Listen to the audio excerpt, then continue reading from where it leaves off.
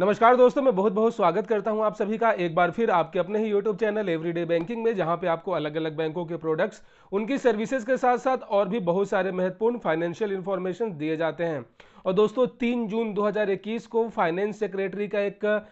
Committee बनाया गया था, स्पेशली बैंकों के प्राइवेटाइजेशन के ऊपर, जो भी किस तरीके से पॉलिसीज बनानी है, किस तरीके से स्टेप बाय स्टेप सारा सिस्टमेटिक वे में जो अब इस बैंकों का जो डिसइन्वेस्टमेंट है उसके ऊपर एक प्रॉपर रूप से जो है मीटिंग तय की गई थी। उसका जो है अब न्यूज़ जो है अपडेट निकलकर सामने आ रहा है। बेसिकली दोस्तों यहाँ पे जो है आम बजट 2021 में भारत सरकार द्वारा, जो नरेंद्र मोदी की सरकार है, वहाँ पे 2 सरकारी बैंकों का डिसइन्वेस्टमेंट मतलब कि निजीकरण की बात की गई थी, जो कि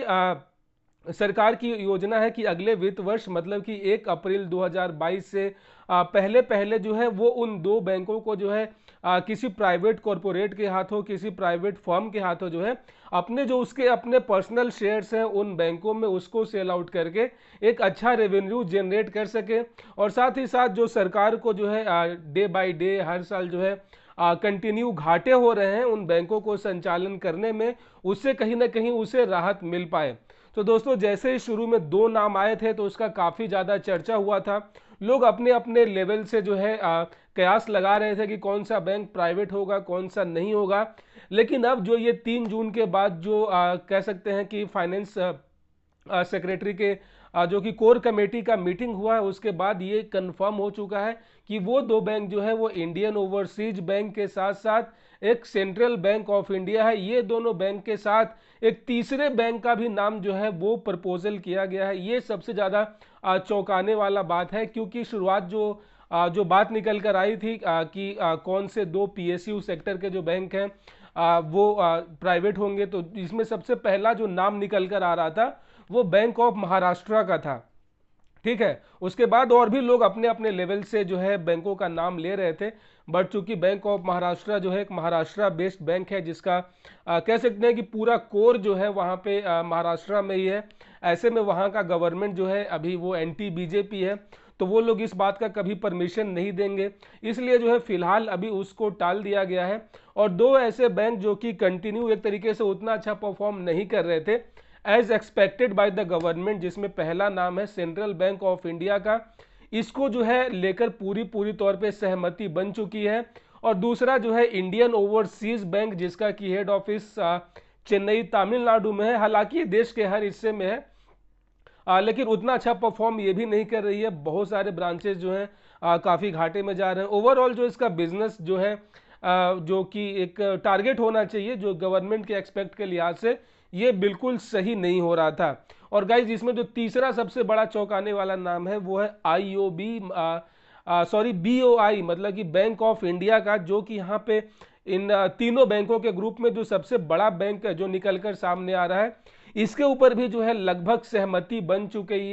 चुकी है फाइनेंस सेक्रेटरी का। अब ये प्रपोजल अगर आगे जाके फाइनेंस मिनिस्ट्री तक जाता है, अगर फाइनेंस मिनिस्ट्री ने इसको अप्रूव कर दिया, तो इस बार जो है 2 नहीं टोटल 3 बैंकों का निजीकरण होगा बकायदा। फिर जब ये ड्राफ्ट पूरा तैयार हो जाएगा, उसके बाद अलग अलग जो प्राइवेट कंपनीज होंगी, अलग अलग जो कॉरपोरेट फर्म्स होंगे, उन लोगों को जो है एक तरीके से नीलामी का प्रोसेस होगा, ई ऑक्शन होगा, जिसके तहत जो जितना बोली लगाएगा उतना ज्यादा रेट पे, जिस तरीके से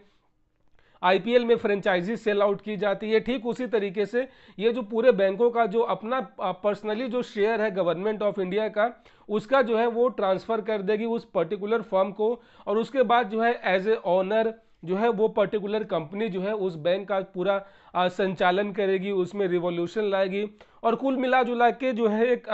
उनकी ये कोशिश रहेगी कि अच्छे से अच्छा सर्विस लोगों को दे पाएं। और देश का जो बैंकिंग सिस्टम जो फिलहाल इस वक्त काफ़ी बुरी तरीके से चरमरा चुका है, अभी इकोनॉमी जो है काफ़ी कह सकते हैं डाउनफॉल में जा रही है। ऐसे में गवर्नमेंट की योजना है कि जितनी जल्दी इन सभी चीज़ों को वापस फिर से पटरी पे रख के जो है अच्छे से रिवॉल्यूशन किया जाए, देश में इकोनॉमिक डेवलपमेंट किया जाए, क्योंकि किसी भी देश के इकोनॉमिक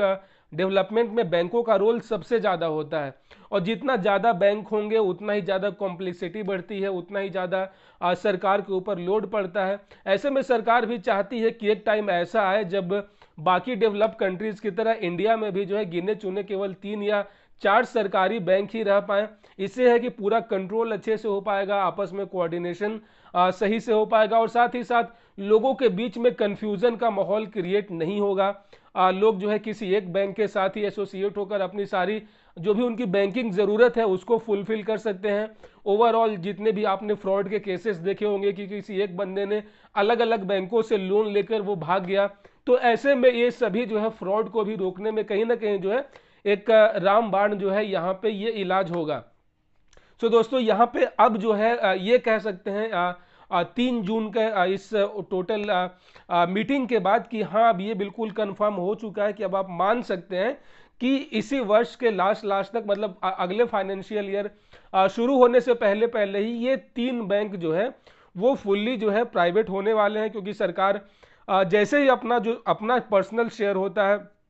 वो अगर सेल आउट कर देगी तो ऑटोमेटिकली जो है वो पीएसयू से चेंज होकर जो है वो एक प्राइवेट कंपनी या फिर प्राइवेट बैंक के तहत पे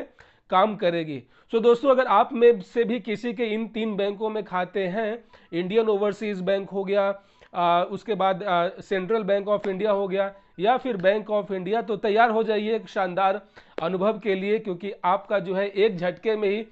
जिस तरीके से जो है आईडीबीआई बैंक प्राइवेट हुआ था, ठीक उसी तरीके से आपका भी बैंक प्राइवेट होने वाला है। तो दोस्तों आई होप कि इस छोटे से वीडियो से आपका जो पूरा पिक्चर है वो क्लियर हो चुका होगा कि किस तरीके से स्टेप बाय स्टेप गवर्नमेंट का जो एक प्लानिंग है बैंकों को डिसइन्वेस्ट करने का, वो जो है अब बिल्कुल फुल स्विंग में है, फुल स्पीड में है और जिसका बहुत जल्दी जो है आपको न्यूज़ जो है मेन स्ट्रीम मीडिया में आपको देखने को मिल जाएगा। दोस्तों रखिए अपना बहुत सारा ख्याल, मिलते हैं किसी और वीडियो में। चैनल पे पहली बार आए हैं तो चैनल को सब्सक्राइब कर देना, साथ साथ नोटिफिकेशन बेल ऑन कर देना ताकि अगली बार जब भी मैं कोई नया वीडियो लेकर आऊं तो आप उसे मिस ना कर सकें। जय हिंद।